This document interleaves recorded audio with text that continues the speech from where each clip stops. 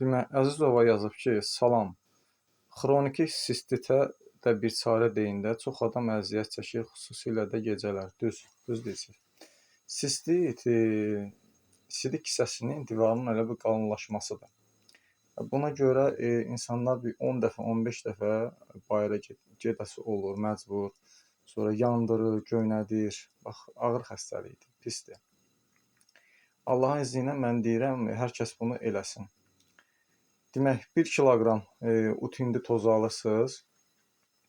Ondan elə bil səhər, günorta, axşam yeməkdən 1 saat qabaq 1 çay qaşığı qoyursunuz dilizin üstünə, 1 stəkan su ilə içirsiniz. Sonra 400 qram melisa alırsınız, 400 qram da Yunan lavandası.